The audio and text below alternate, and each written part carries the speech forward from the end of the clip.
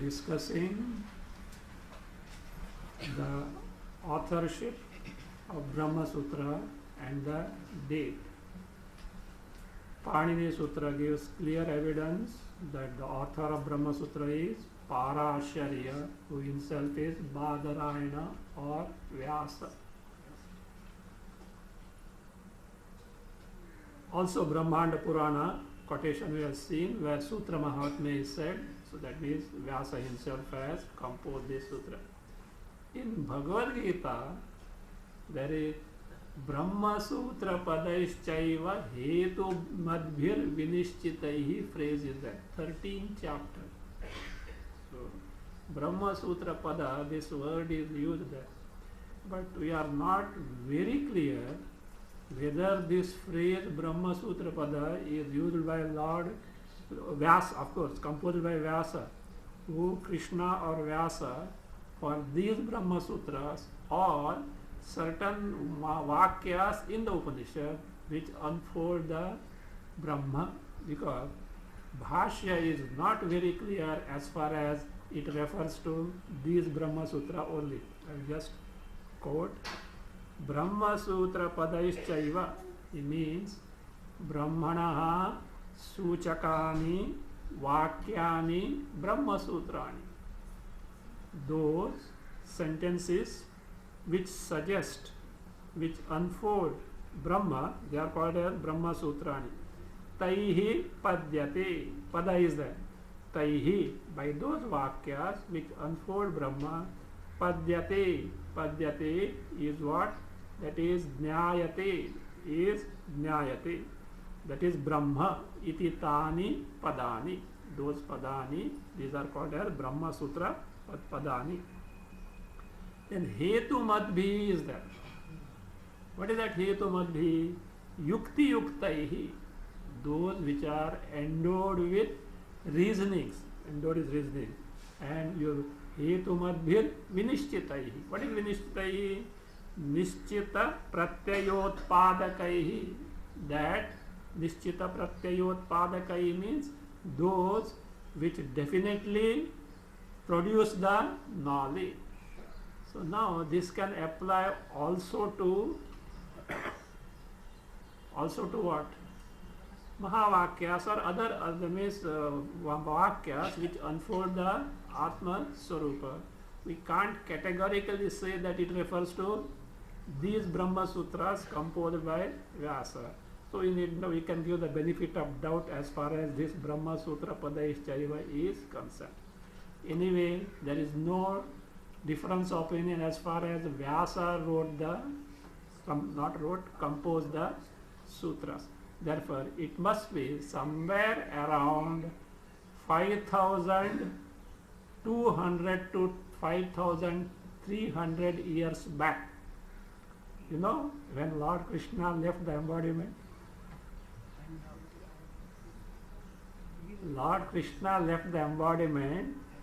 between somewhere 17th February to 18th February 3102 BC. Between 17th February and according to this Christian era, if you have to go BC. So 17th February to 18th February 3102 BC. Now we are in what? AD 2006. Now let us take February only. Now 17th or 18th February 2007 is going to come.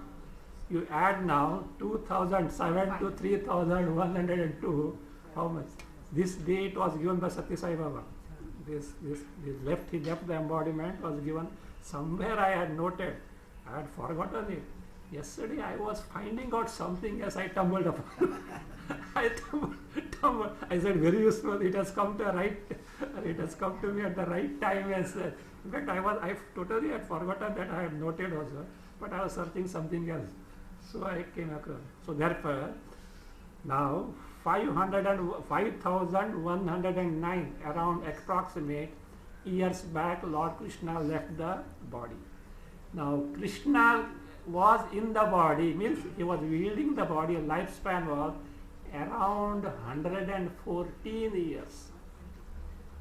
No, that was Bhishma at the time of Mahabharata 125. I will give how I arrived it. When Mahabharata war was going on, Arjuna and Krishna were more or less the same age. They were around 84 years. And immediately after the 18 days, Gandhari cursed whom? Krishna. Within 30 years, your Yadava Vansha will get perished because of fratricidal war, just like it. You could have stopped the war, you didn't do that. She cursed. Of course, Krishna thanked her because one of the mission was there, because he knew if Yadavas continue after him, because of the might that they have gathered into association to Lord, in due course they will be adharmic, and to destroy them I will have to take another birth. So that was his Leela only as such. That was so therefore what happens?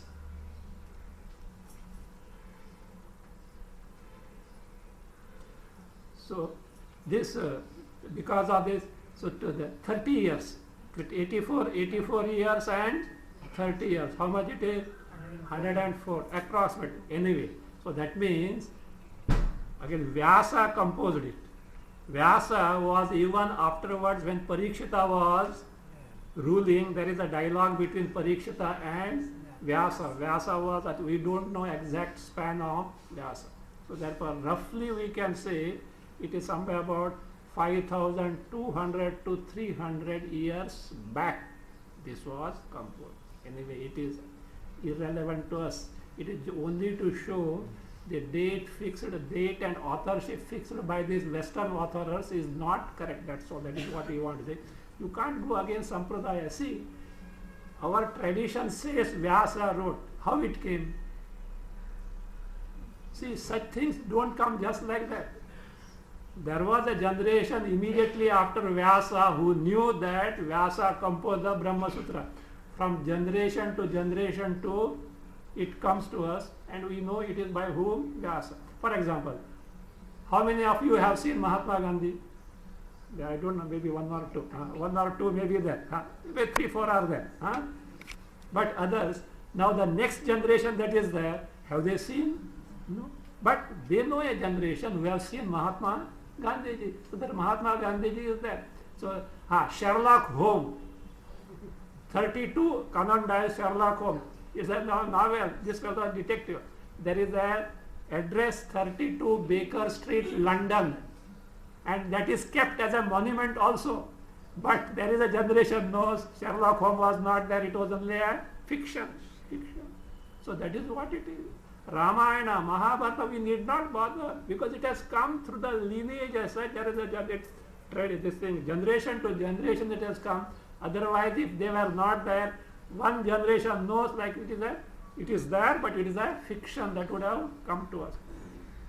We are not worried or it is of least concern to us. But what happens? We should know how they are wrong. Otherwise, those who just imitate the Western people, they say, it like this, etc., etc. That should not be so. Now, what is Bhashya? Let us see. What is Bhashya? Bhashya means commentary. Commentary here, specifically, we are talking about the Bhashya on Brahmasutra. Bhashya is a commentary which explains sutras or aphorism. We are talking of Sutra Bhashya. It can be on Upanishads also. Here is a commentary which explains sutras or aphorism word by word with comments of its own. It explains the sutras word by word with comments of its own. I can give you a definition in Sanskrit. Sutrartho varnyate yatra. Sutrartho varnyate yatra. Padaihi sutranusaribhi. Padaihi sutranusaribhi. Swapadani cha varnyante. Swapadani cha varnyante. Bhashyam bhashyavido viduhu. Swapadani cha varnyante. Bhashyam bhashyavido viduhu. yatra, wherein sutrartha varnyate, the meaning of sutras is described. Not only that, swapadanicha means words that are there in the sutras, they are also explained. How? Padaihi sutranusaribhi, by padas, that is the words in accordance with the sutras. That is what varnante, sutranusaribhi varnante. That is what is called a bhashya. Who says so? Bhashya vidaha. Those are expert in bhashya. They say so. Now, do you know how many bhashyas are there on Brahmasutra? 11 bhashyas are there, 11 commentaries. And among them, Shankara Bhashya has a distinct status of excellence. Is an accepted fact by both our Eastern scholars and also Western scholars. I will just give the author of the Bhashya, the name of the commentary, and the doctrine, the Siddhanta that they unfold. Just for information, better you know that. First of all, Shankaracharya author, name of the commentary is Shariraka Bhashya. Name of Tattva or Siddhanta doctrine is Advaita. Second one, Bhaskaracharya. Name is Bhaskara Bhashya. Doctrine is Bheda. Ramanujacharya. Name is Shri Bhashya. Vishishtadvaita. See, many of these commentators were so fascinated by the word Advaita. At the same time, they wanted to retain their own status. Vishishtadvaita, Shaiva Vishishtadvaita, Veera Shaiva Vishishtadvaita, like this Shuddhabodhananda, like this they went on this thing. Anyway, so that is it. So Sri Bhashya Ramanujacharya Vishishtadvaita. Madhvacharya Purna Pradnya Bhashya. This is Dvaita. Nimbarkacharya Vedanta Parijata name. Dvaita Siddhanta is Dvaita. Sri Kantha Shaiva Bhashya Shaiva Vishishtadvaita.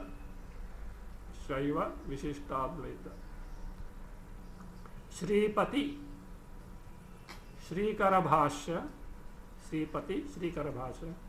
Veera Shaiva Vishishtadvaita. Vallabhacharya Anubhashya Shuddhabodhananda. Vijnana Bhikshu. This is not Buddhistic, somebody else. Vijnana Bhikshu, Vijnanamrita, Avibhagadvaita. Baladeva, Govinda Bhashya. Doctrine is Achintya Bheda.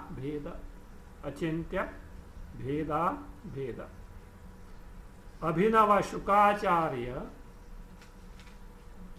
Name is not known, name of commentary is not known, but this doctrine is Srimad Bhagavata.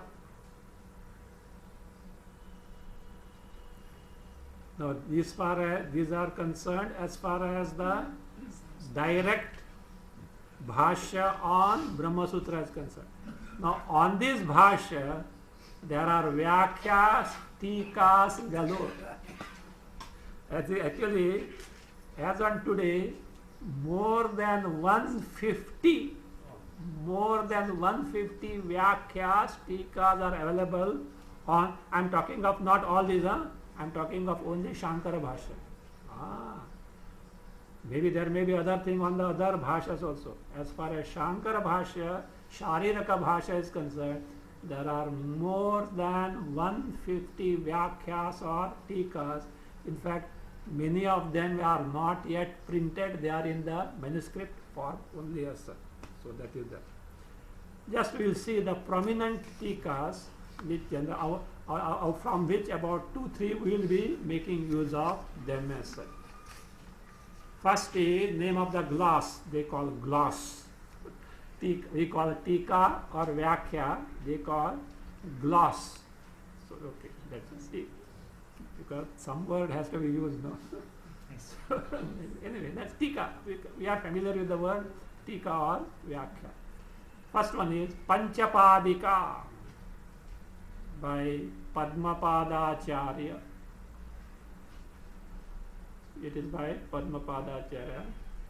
It is said that Shankaracharya had gone through this bhashya up to the Chatussutri portion. There is some story about it. Padmapadacharya wrote this bhashya. He said he wrote complete bhashya. Complete. And he was to go on a pilgrimage. Parivrajaka sannyasi, how he can carry a manuscript, big manuscript all over the pilgrimage, etc. So on the way, he happened to pass through Mama's house, maternal uncle. And he requested, Mama, can you please keep this? Oh, certainly. He said, because after all, maybe he kept. And Padmapadacharya went on pilgrimage.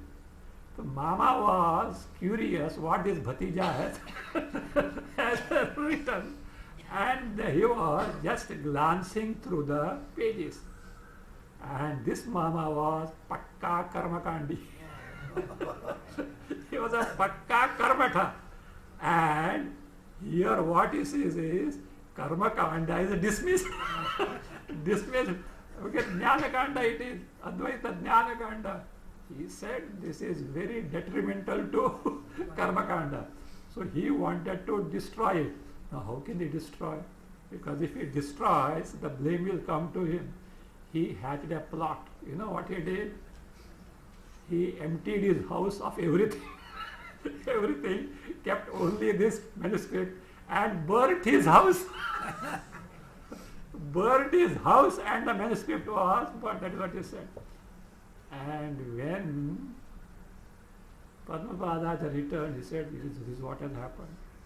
Padmapadacharya was totally dejected because, as Krishna said, you can't give Bhagavad Gita second time.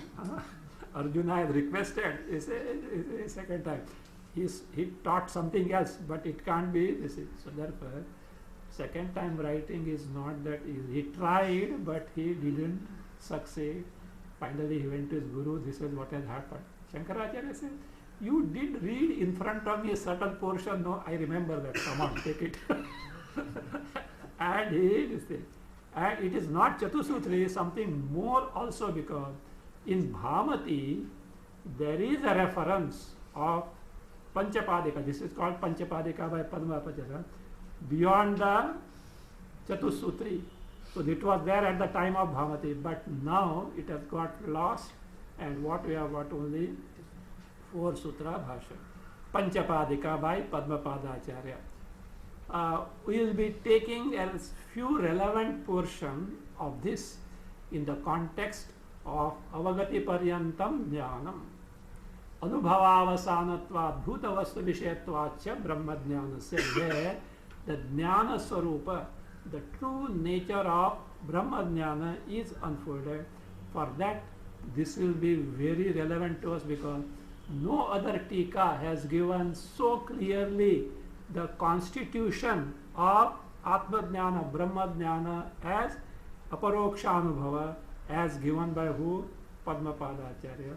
So only that portion will be taking, so that for others we will not be bothering much about that. Now on this Panchapadika, there is Panchapadika Vivarana by Prakashatma Yati. See, further on Panchapadika.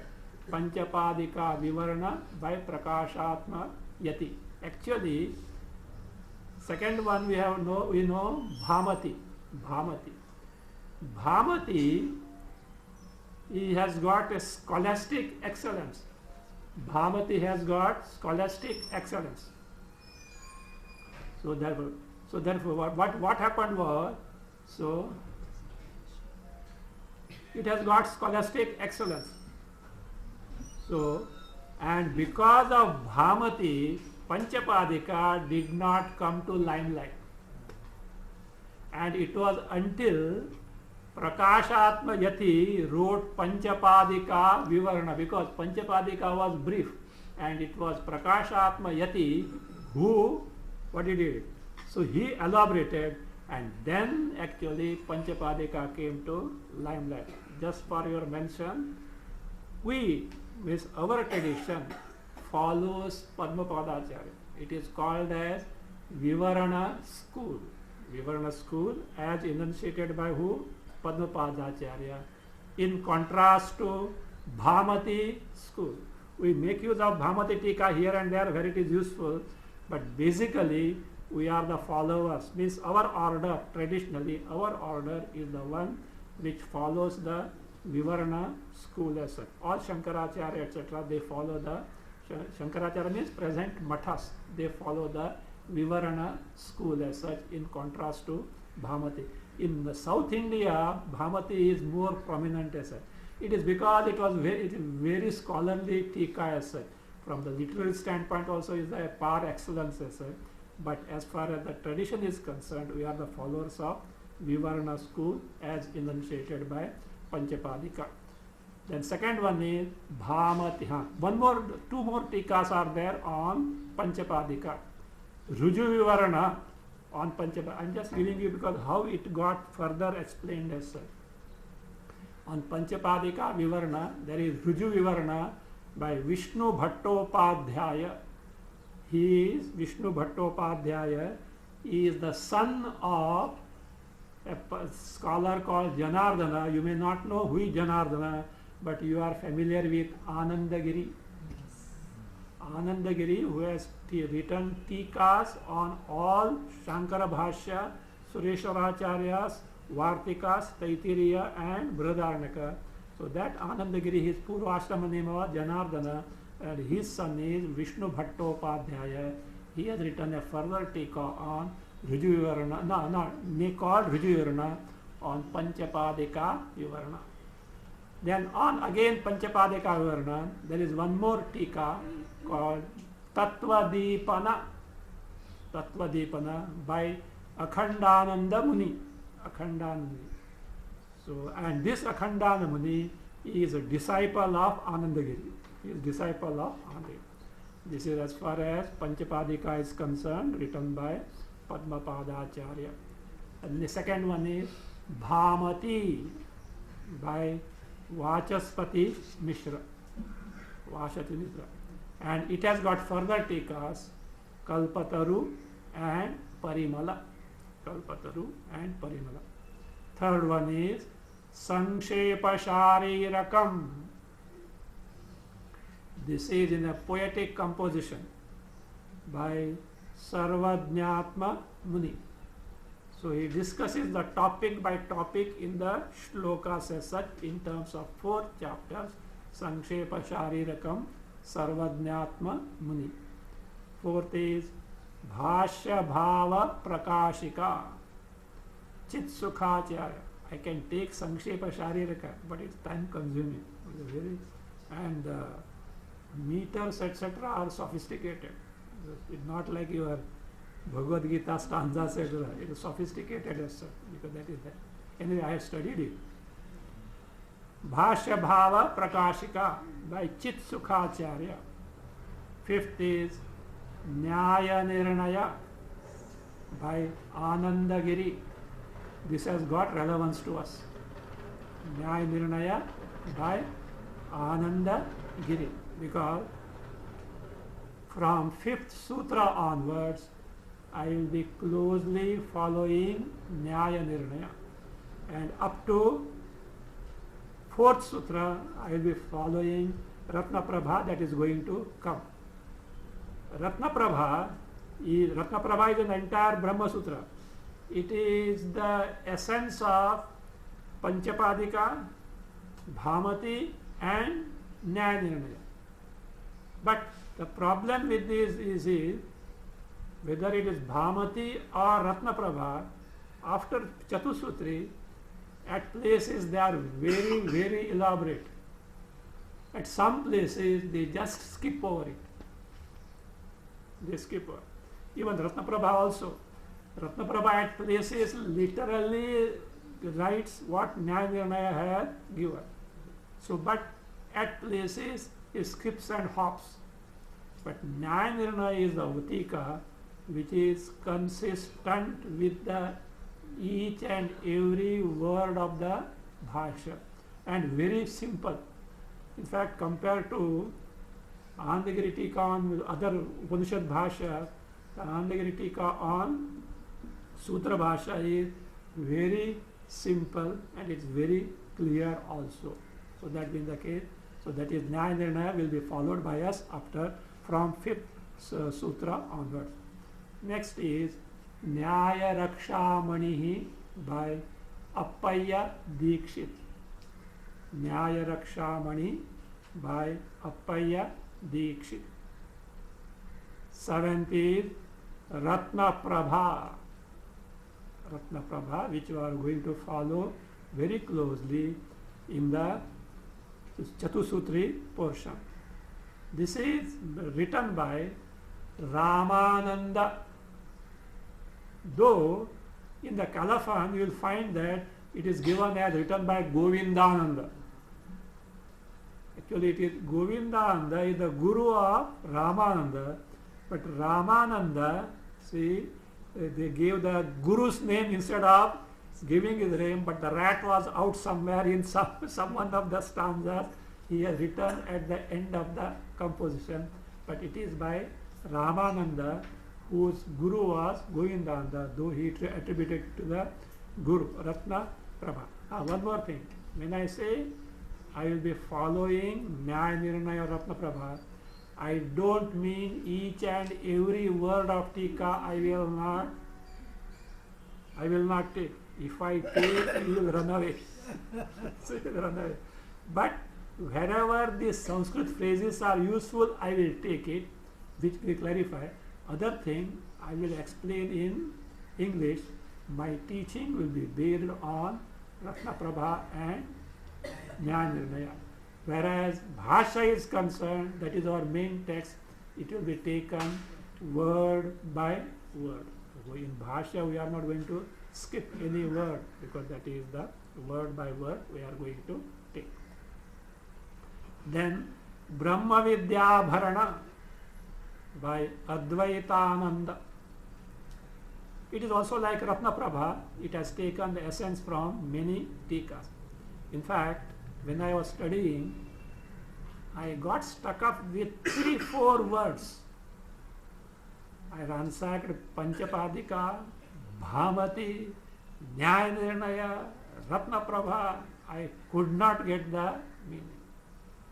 I did hear about Brahma Vidya Bharana when we were taught Chatusutri by Pujya Swami.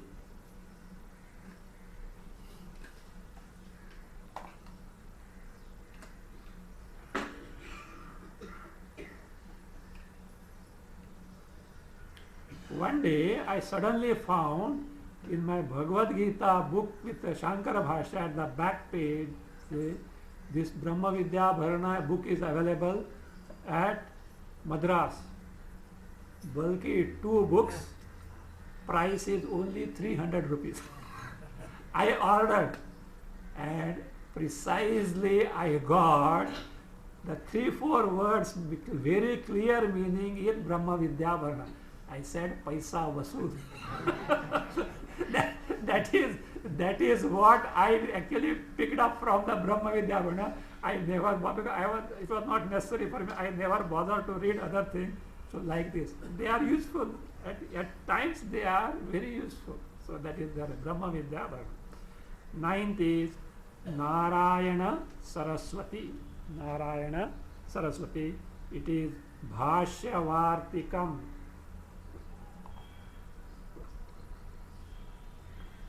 Bhashya Vartika.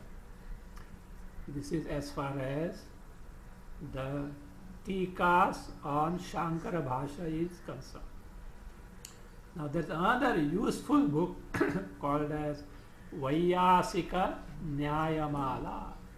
Vaiyasika Nyaya. Some of you have purchased this book. See, in Brahmasutras, there are many topics pertaining to the Upanishadic sentences. These sutras are segregated. They are grouped, means few sutras, either one or more than one sutras are grouped together to form a topic, a subject matter called Adhikarana. Adhikarana. So, like this, Adhikarana. Adhikarana means a topic or a section, or complete argument or discussion on a given topic. Adhikarana means a topic or the argument argument or section, also section, wherein there is complete discussion or argument regarding a given topic. That is what is called Adhikarana. Each Adhikarana has got 5 aspects, 5 facets. So they are Vishaya, Sha is Shanmukha Sha. What is Vishaya?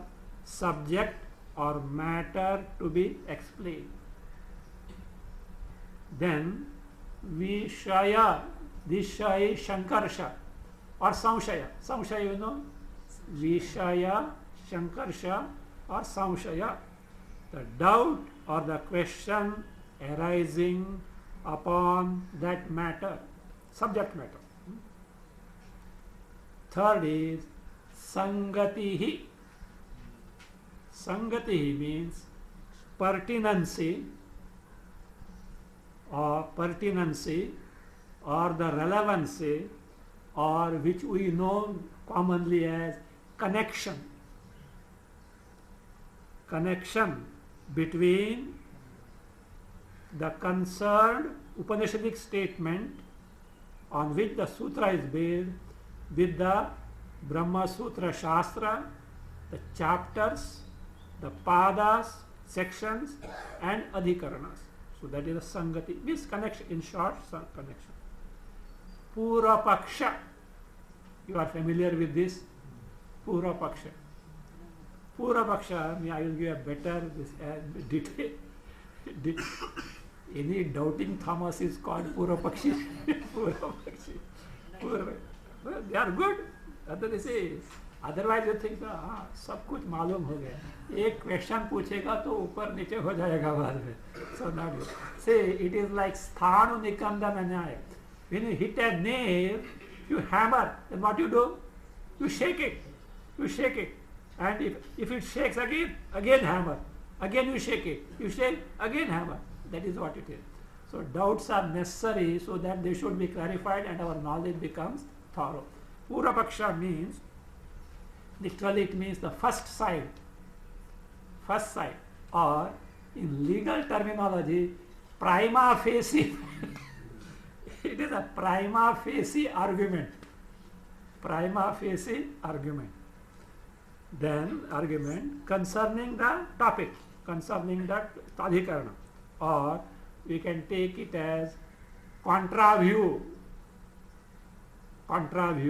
or contrary proposition. Otherwise, when we say Purapaksha, moment Nanu comes, we take it as Purapaksha. Be careful now when you come to Brahmasutra Bhashya. If you go with that norm, Nanu means Purapaksha, you will be in soup. So at places, Siddhanta also, we will see that Nanu in detail afterward. Siddhanta also use the word Nanu. A contrary proposition. Now after Purapaksha comes Uttarapaksha, or also called as Siddhanta, means the answer or the demonstrated conclusion. Demonstrated conclusion. So in Sanskrit you can take this way: Vishayaha Sandehaha Sangatihi. Vishayaha Sandehaha Sangatihi Purapakshaha Siddhantaha iti ekaikam adhikaranam. Iti ekaikam adhikaranam panchavayavam jneyam. Panchavayavam jneyam. Now the problem is like this. The content of the adhikarana is so extensive, and if you try to delve in it, you will be lost. So therefore, it is always advisable to have a bird's eye view of the topic, so that you know what you are in for. In fact, you say, I am giving these details, do you know why? So that you have a bird's eye view of what you are going to study. It is necessary. You should be aware of it. So therefore, now the topic of adhikarana being so extensive, if one straight away goes into that, he can get lost. Seeing this difficulty, Sri Bharati Tirtha Muni, the co-author of Panchadashi, he composed what is called as Vaiyasika Nyayamala. Vaiyasika Nyayamala. Mala means garland. Nyaya means topic. Based on sutras composed by who? Vyasa. Vaiyasika Sutra. Badarayana Sutra.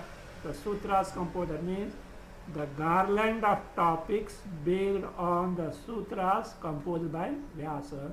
That is what is called as Vaiyasika Nyayamala. So in fact it's a very great composition. Do you know what happens? All the topics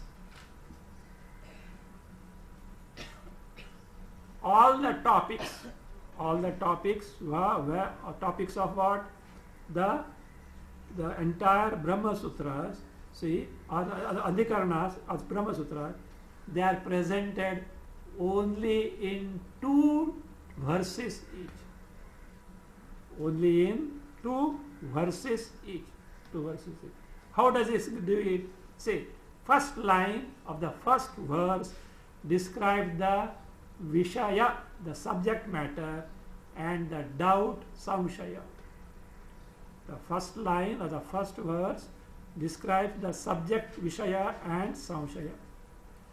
Second line of the first verse presents the contrary proposition or Purapaksha. Purapaksha, or what is called as contra view. The second verse proves the Siddhanta. Second verse proves the Siddhanta. Second verse proves the Siddhanta. So this is what the year followed. Then, now comes the, see, what is over? Vishaya, Samshaya, Purapaksha, Siddhanta. What remains from Adhikarana? Sangati remains. Vaiyasika Nyayamala doesn't bother to give the Sangati, because he leaves it for you to find out. He has got confidence in your intelligence. So therefore he leaves it to you, because any person, discerning person can find out. See, look here, Sangati means don't get confused. We do it. See, in the wherever while studying this thing, the text, we see the connection between the previous stanza and the next stanza. That is what is the Sangati. So that is what is the Sangati. So Sangati is there. So therefore, the Sangati connection or the relevancy is not given in Vaiyasika Nyaya Mala. So therefore, what happens is, and what he follows is, first he gives for each adhikarana two stanzas. We will be going through this, that means Vaiyasika Mala stanzas for each adhikarana, because otherwise you will not have a grasp of the entire topic. So, in Vaiyasika Nyayamala, he follows these stanzas with a simpler version in prose, which we will not be taking. Those who have got the books which has got Hindi translation, if you have time, you can go through as and when we study a new adhikarana. It will be a supplementary reader as such. Now, basically, Brahmasutra is a Shastra text conducting Brahma Vichara, inquiring to Brahma. Based on the topics, it has got 4 chapters, 4 adhyayas, and in each chapter 4 padas, or what is called as the sections. Let us have a bird's eye view as to what is the subject in each chapter and also in each pada. First chapter, Prathama Adhyaya, is called as Samanvaya Adhyaya. The chapter of Samanvaya means concordance or reconciliation. If you want the definition of what is Samanvaya, instead of the translation, it is the ascertainment of Tatparya or Tatparya or purport. Tatparya is called purport. Means what is actually said there. Samanvaya, in other words, means Tatparya Nirnaya. The first chapter, that is Samanvaya Adhyaya. It establishes that all Vedantic Vakyas, Vedanta Vakyas means Upanishadic Vakyas, directly or indirectly have their Tatparya, the purport, in non-dual Brahma, identical with Atma. All Vedanta Vakyas speak of non-dual Brahma, which is identical with the Atma. So that is what is the subject matter of first chapter called Samanvaya Adhyaya. In this chapter, 4 padas, 4 sections are there. The first pada section inquires into Upanishad Vakyas, which speak of which are called as Spashta Brahma Linga Yukta Vakyas. Spashta Brahma Linga Yukta Vakyas. See, this information will serve you as a content. Anytime if you want to find out, you can refer to this.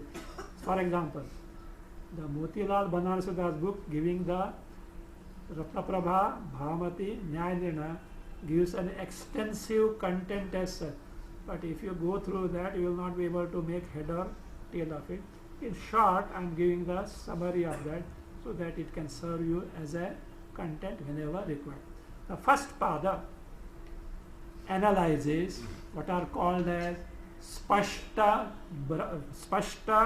Brahmalinga Yukta Vakyas. What is meant by that? The Upanishadic sentences wherein clear-cut features of Brahma are given. Those characteristic features which directly and clearly fit in Brahma to unfold what Brahma is, they are called as Spashta Brahmalinga Yukta Vakya. These are analyzed to ascertain that all of them speak of one and the same non-dual Brahma, identical with Atma. Second pada, second section discusses Upanishad, that means Aspashta Brahmalinga Aspashta Brahmalinga Yukta Vakyas. Second pada discusses Aspashta Brahmalinga Yukta Vakya with one difference, not unfolding Brahma but describing the upasana of the, so that is Upasya Brahma. Because there are third also speaks of Aspashta Brahmalinga Vakya but Jnaya Brahma. Second pada speaks of Aspashta Brahmalinga Vakyas which deal with Upasya Brahma, means meditation on Brahma. Saguna Brahma also is included. Third pada also discusses Aspashta Brahmalinga Yukta Vakyas of Upanishad, but dealing with Nirguna Brahma, Jnaya Brahma. This is the subject matter of the third pada of first chapter. The fourth pada section of first chapter deals with ambiguous words from Upanishad like Aja, Avyakta, to ascertain that they speak of Brahma only, because these words can be confusing with Pradhana of Sankhya. So therefore, such ambiguous words whose meanings are not clear, they are thoroughly ascertained to point out that they speak of Brahma only. This is as far as the fourth pada of first Samanvaya Adhyaya is concerned. Then comes the second chapter, Avirodha Adhyaya. Avirodha means consistency or compatibility. Compatibility or consistency. Avirodha. I think for us Avirodha word speaks better. speaks better that always mother tongue is mother tongue. You see, no other language. You may be a past master, but mother tongue is the best one. Avirodha.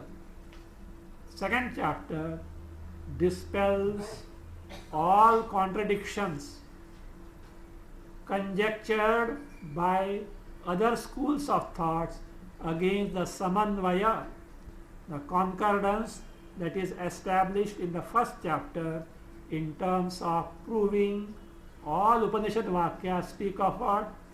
One and ascertain, one and the same Brahma, identical with the Atma. So all these virodhas, oppositions, are dispelled in the second chapter. They are done, it is done step by step. First pada of the second chapter, it takes a defensive argument. Means, what does it do? It removes all the contradictions, virodha, posed against the Samanvaya by Sankhya, Yoga, Kanada, etc.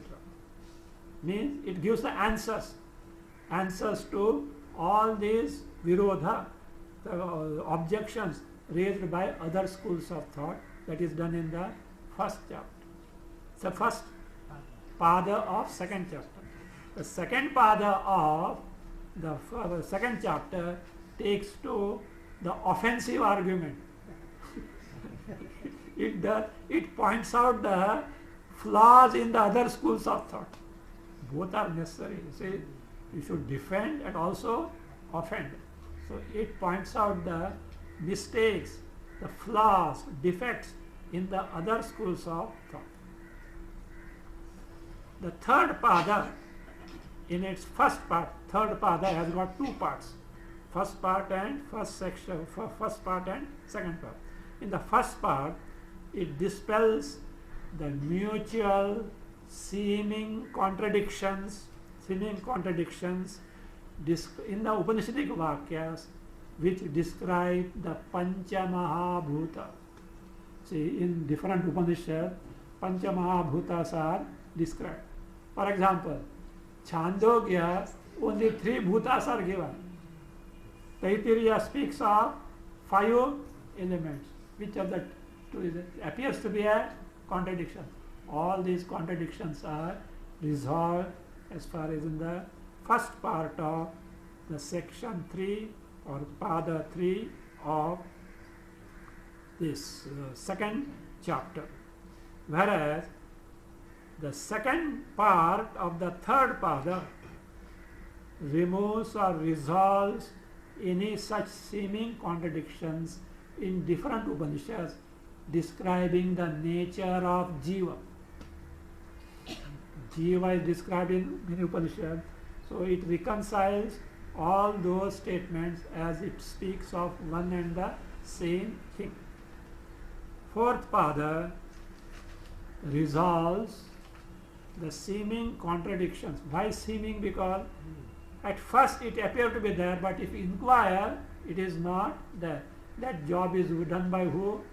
The Brahmasutra. So therefore say, the fourth pada of second chapter removes all such seeming contradiction about Upanishadic statements which describe Linga Sharira or the Sukshma Sharira called as subtle body. So this is the subject matter of what? Second chapter. Now the third chapter called Sadhana Adhyaya. It's called Sadhana Adhyaya. It describes sadhana, the means of inquiring into the nature of Brahma.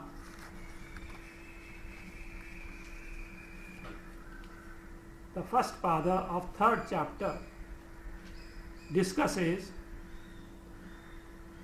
the travel and return of the jiva to other lokas. You know what is travel?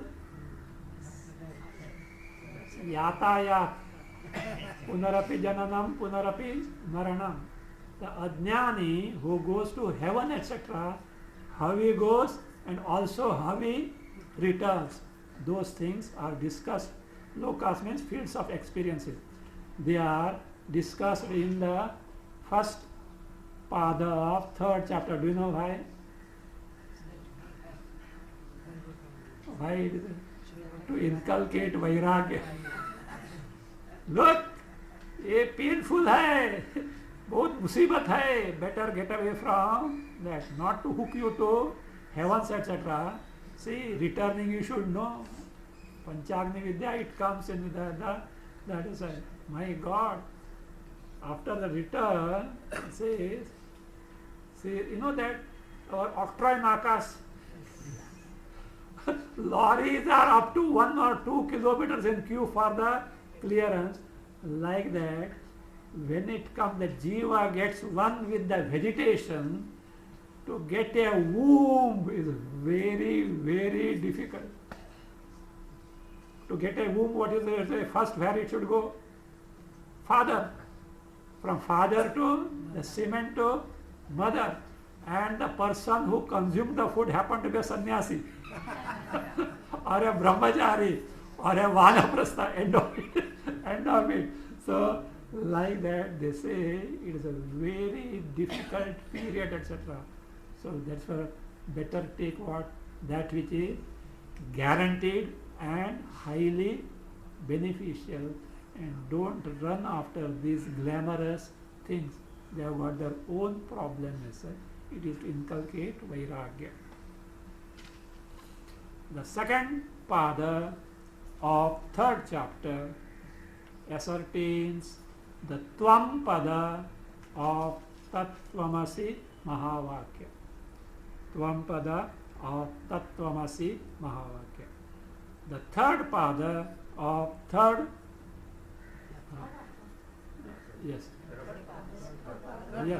third pada. No, it is this way. Wait. Third chapter correct. Third chapter is correct. So, but second pada of third chapter has got 2 sections, 2 parts. First part deals with the ascertainment of the tvam pada of tattvamasi mahavakya. Second part of the second pada of the third chapter ascertains the Tatpada in Tattvamasi Mahavakya. The third pada of the third chapter deals with Saguna Brahma Vidya. Saguna Brahma Vidya, it describes the Saguna Brahma Vidya means upasanas on Brahma with attributes.